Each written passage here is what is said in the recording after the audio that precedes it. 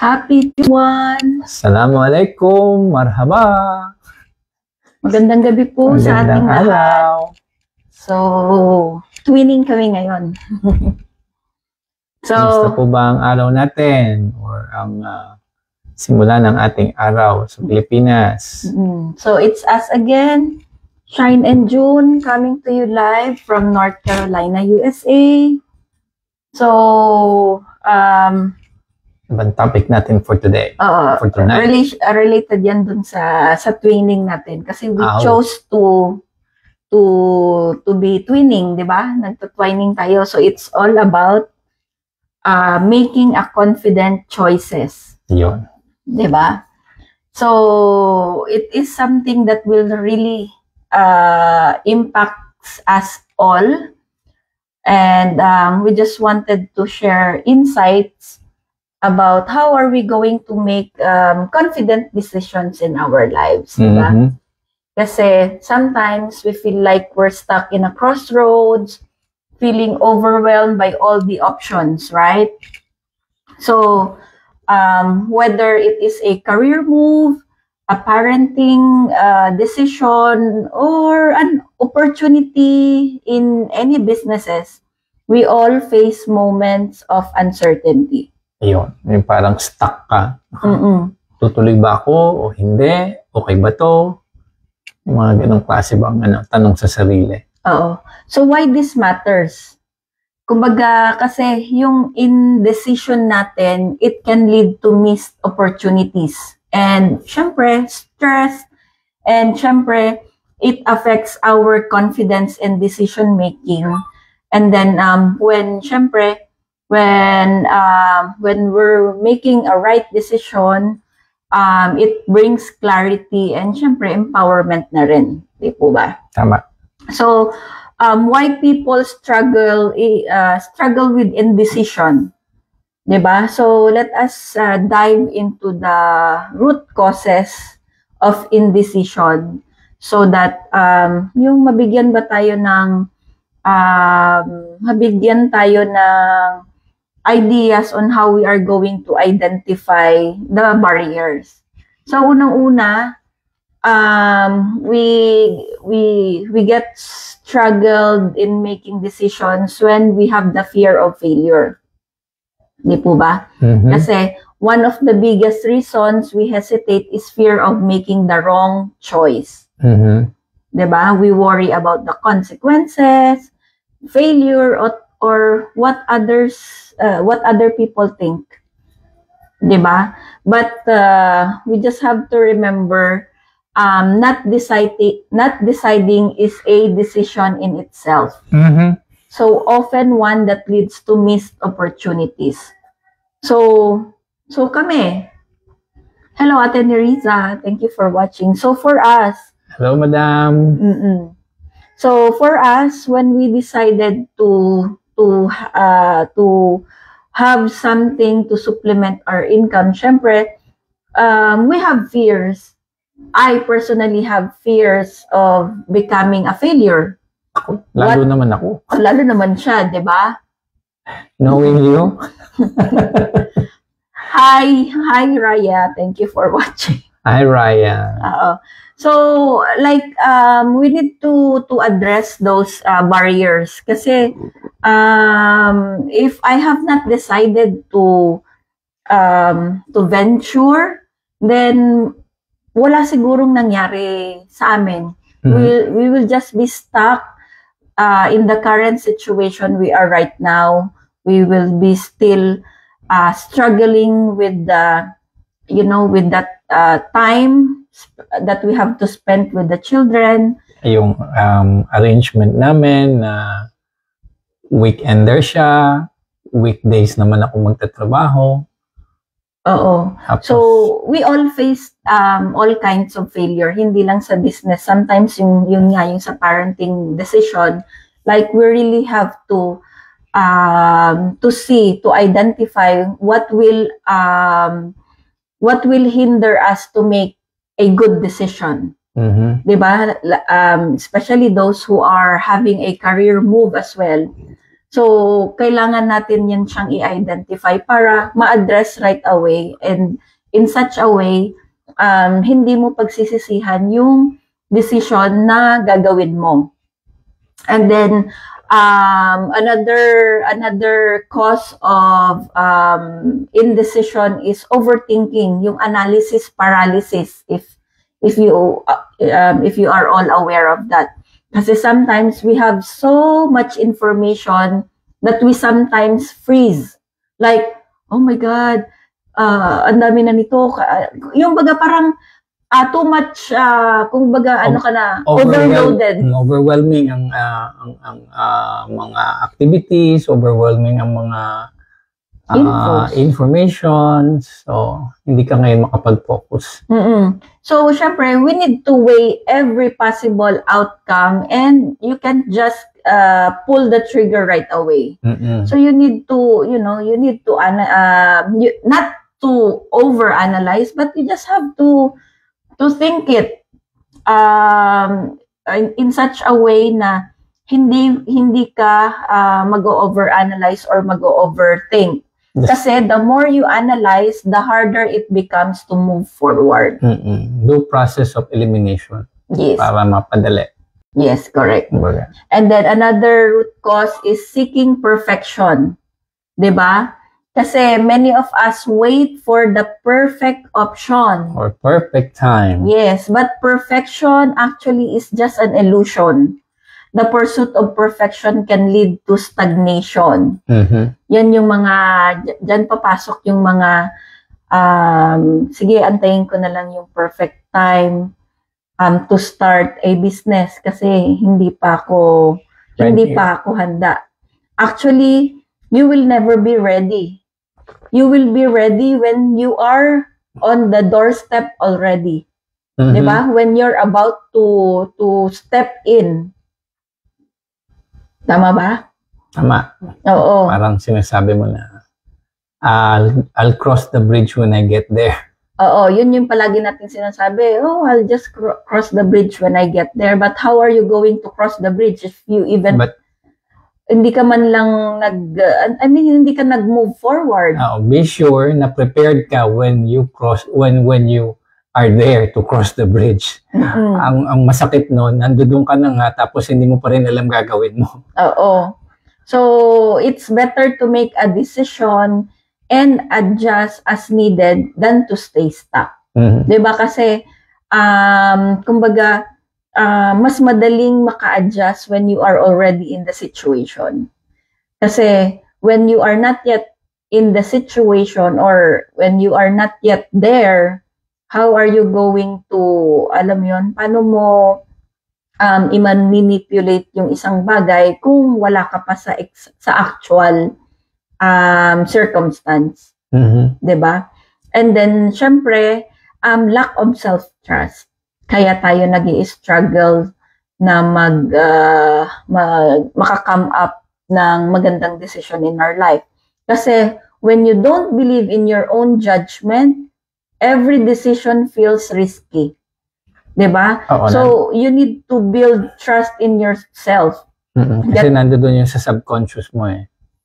Kahit na gano'n pa kaganda yung opportunity na nasa harapan mo, kung sa subconscious mo, meron kang negative na iniisip na mangyayari. Well, mangyayari talaga yun kasi yun ang iniisip mo eh. So, like building trust in yourself is essential to overcome this barrier.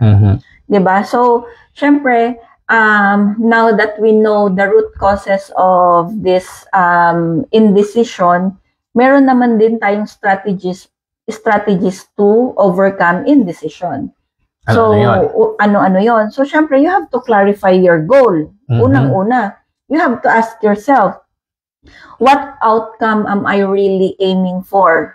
If you are, like kung meron kang mga bagay na gustong maabot sa buhay, ano bang gusto mong outcome? 'Di ba? Kasi when you know your goal, decisions becomes clearer because you can evaluate options based on whether they move you toward that goal. Tama. Diba? Mas madali na ang mag-decide when you know that you are in alignment with your goals. Oo.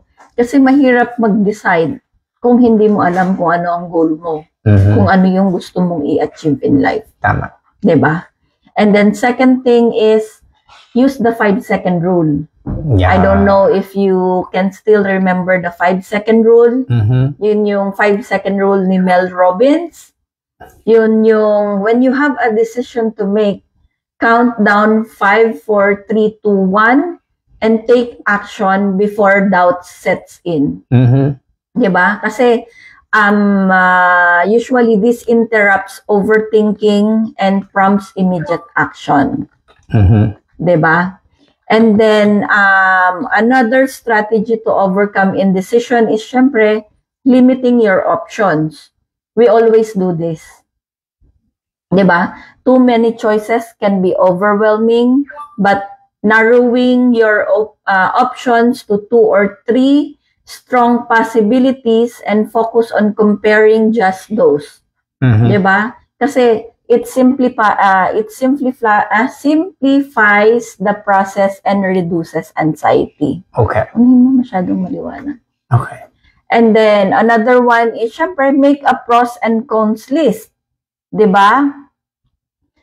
Paganda ang topic. Sayang, di nakikinig asawa ko. Keep it up. God bless po sa inyo. Oh, thank you, Ate Nerissa, for your feedback.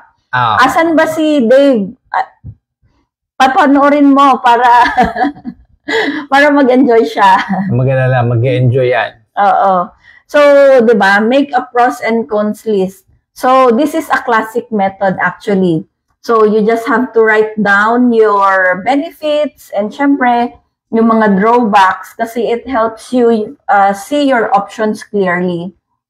And syempre, it will make an informed choice. Kasi sometimes, seeing it on a paper makes all difference. Di ba lagi naming ini-emphasize yung power of visualization. In anything yung lahat ng gusto mong mangyari in life, put it in places that you can see it all the time. So it doesn't need to be fancy, but maybe simply writing down it on a Manila paper. Ewan ko kung meron pang Manila paper ngayon. Okay. So, write it down in a white coupon band, di ba? Lagay mo doon, goal ko for 2025 is like, kunwari, pay off credit cards. O di kaya, 2025, start a business. Yung mga ganun na bagay. Kasi, the more you see it, the more it will attract you to work towards that goal. Diba? And then, syempre, another strategy for you to make good decision making is, syempre, set a decision deadline. Diba? Kasi when you are giving yourself a specific time frame to decide, like it prevents endless deliberation and it prompts action. Diba, napansin niyo po ba? Pag sa mga trabaho natin, kailan ba tayo yung nagkukumahog na matapos ang trabaho? Diba, pagka binigyan tayo ng deadline? Diba? So, ganun din po sa decision natin in life. Kasi if you will not set a specific time or a specific deadline in order for you to reach your goal, magpo-procrastinate ka. Kumbaga, wala kang sense of urgency to do something. Kumbaga, dyan papasok si manyana habit. Dyan papasok yung bukas na lang or mamaya na lang hanggang sa lumipas ang isang araw, lumipas ang isang linggo, isang buwan, isang taon. You're still stuck to your current situation. Diba? And then, katulad ng sinabi ko kanina, you have to visualize outcomes. Kasi imagine the best and the worst possible outcome when you are making a decision. Not just the worst. Kasi usually, people tend to think about the worst outcome when they are making tawag dito, when they are making the decision. Like, very seldom sa mga tao, especially those who are looking for any business opportunities, very seldom sa mga tao ang nagfo-foresee where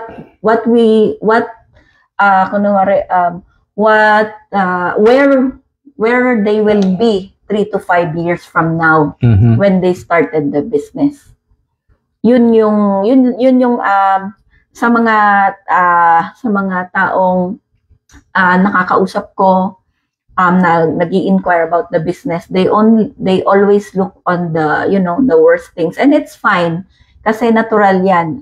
Kumbaga, that's their opinion, their judgment, but sometimes they often overlook, or sometimes they really intend to see the positive outcome of that decision, 'di ba? So, kumbaga, hindi naman masama 'yon. Kaya lang kasi when you are seeing the good and the bad, mas makikita mo yung kumbaga it can help you see that taking action is worth the risk. Kumbaga, you just have to weigh it. Yeah, you just have to weigh it. And in everything we do, there is always risk involved anyway. Diba? So, kahit sa ating pang-araw-araw na buhay,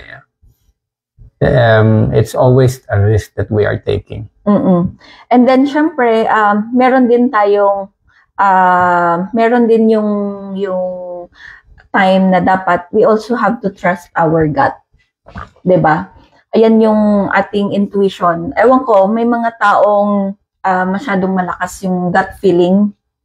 Sometimes you just have to trust that. Kasi I don't know if you know na there's really power in our intuition. Kasi sometimes yun nga, our gut feeling is our subconscious. It is our subconscious mind working faster than your conscious mind. Tama. 'Di ba? It's based on your past experiences and knowledge, and then syempre, trusting your intuition can lead to surprisingly good decisions. Ano yan? Kumbaga, it's scientifically proven, yes. And then next, syempre, you need to check in with yourself then. 'Di ba? Pause and ask yourself, how does this decision feel? Once you have made the decision, how does it feel? 'Di ba? Is there a sense of peace, excitement, or hesitation? 'Di ba? Kasi your body often gives you the signals. You just have to listen to them. Tama. 'Di ba? And then also, you need to practice practice making small decisions. 'Di ba? Like, kasi it will build your confidence by making quick decisions in low-stake situations. Like, for example, like what to eat for lunch, 'di ba? Or which route to take, yung mga ganun ba na mga bagay. So you just have, kumbaga, it all takes with a small practice when you are making a decision before jumping into something really big na talagang makakapag-impact sa life mo. Maybe you have not tried doing or making a really huge decision in your life yet. Maybe just try to practice small ones. Diba? Katulad nung na-mention ko, like, if you are a type of person na indecisive, diba? Yung, kumbaga, kakain ka na lang, tatanungin ka na lang kung anong kakainin mo. Ikaw, bahala ka. Diba? Yung, kahit ano. So, yung sa the way you answer to those simple questions, it shows how you really think of things 'Diba? Like, if you are someone who is really not a type of person na sa tingin mong hindi ka makakagawa ng magandang decision in life, just try practicing it. Start small, yung katulad na lang yung sa pagpili ng pagkain, sa pagpili ng susuotin mo, kung anong kulay ng susuotin mo, anong bagay sa'yo, practice with it. Kasi, although sinasabi natin na practice makes perfect, siguro yung phrase na yon applicable when you are doing this one. But sometimes practicing doesn't mean that it has to be perfect all the time. Tama. 'Di ba? And then syempre, when you are making decisions, you are moving forward without regret. Make sure that you are moving forward without regret. 'Di ba? Like, you just have to handle the outcomes of your decisions gracefully. 'Di ba? How are you going to do that? So just embrace imperfection, 'di ba? No decision is perfect. Kumbaga, give yourself permission to be human. Every human commits mistakes and it's fine. 'Di ba? Kumbaga, make it a lesson learned from you if ever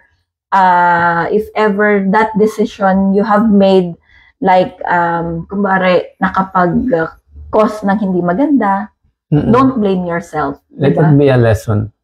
Learn from it. Kumbaga, ano nga ba ang experiences? Those are, failures, past mistakes, di ba?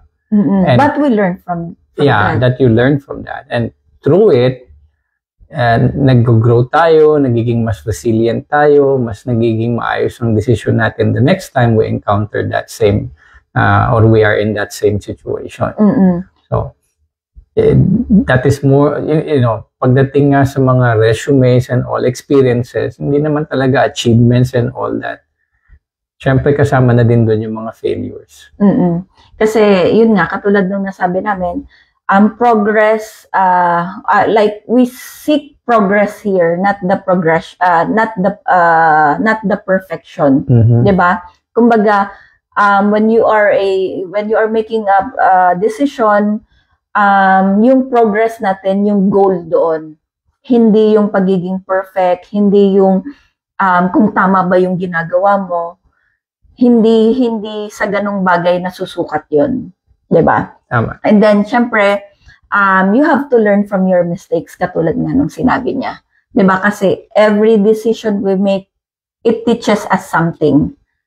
'Di ba? If it doesn't go as planned, so syempre, you just have to ask yourself again, what can I learn from this? Ano ba yung natutunan ko nung ginawa ko yung decision na to? 'Di ba? Kasi growth comes from both success and failure. Tama. 'Di ba?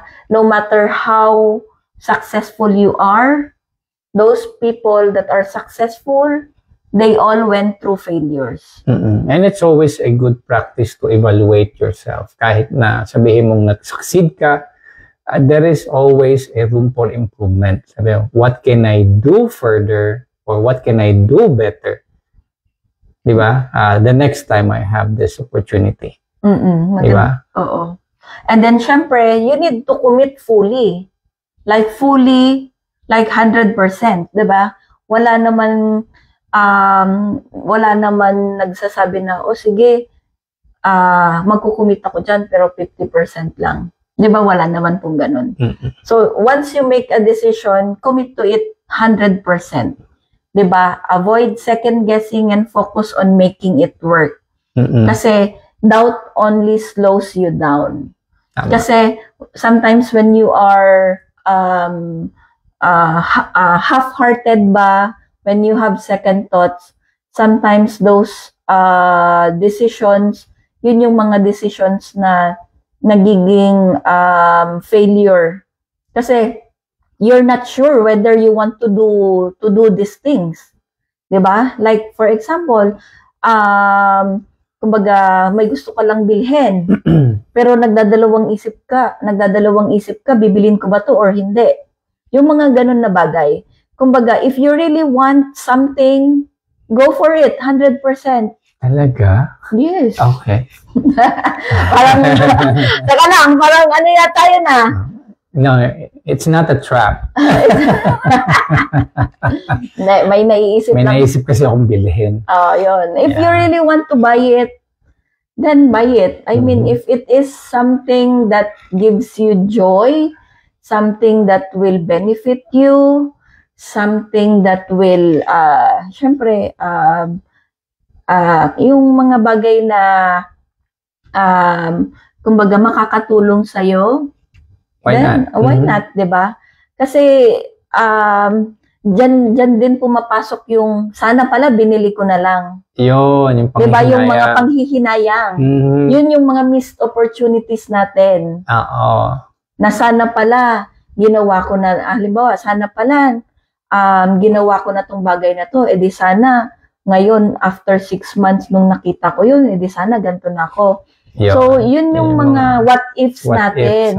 Yun yung mga bagay na hindi na natin pwedeng balikan once na nawala na. Parang yung classic example ko last time, yung pagpapalit ng gulong. I believe it was during the Thanksgiving sale. Pumunta kami sa tire dealership. May offer, $450, all in na. Magandang klase siyang gulong, bago. Sabi ko, Friday yun eh. Sabi ko, sige, sa Saturday na lang o sa Sunday. Kasi complacent ako na meron daw silang stock. Now, the next time I browsed on their website, tumaas na yung presyo. Naging $600 na o $650 altogether with taxes and all. So, wala na. No choice ako. Tapos sabi pa ni Ate Nerissa, tumpak, bumili na ako ng table massage kahit wala pang client. Yo! Yeah, I like your thinking, Ate. Proactive ang tawag yan. Proactive. Tama yan, Ate Nerissa. Pine-prepare mo na yung sarili mo kasi may parating. Yes. Yun. You're already affirming. You are already affirming that you will be having clients na. And that's a good that's a good may tawag kami dyan. Ano? Shift left mentality. Explain please. Yun. Ang shift left kasi ina-anticipate mo na yung mga bagay-bagay na kahit hindi pa dumarating. Hindi ka na maghihintay kung kailan nandyan na tsaka ka palang mag-take ng action. Reactive yun. So it's just being a proactive approach sa mga bagay na gusto mong makuha, sa mga goals na gusto mong ma-achieve. So, dapat yan ang tatandaan nyo na word for tonight, okay? Shift left mentality. And then, syempre, just to wrap it up, diba, yung confident decision making is a skill. Diba, akalain mo, ngayon ko lang nalaman, diba, na when we are making a confident decision, it is a skill pala.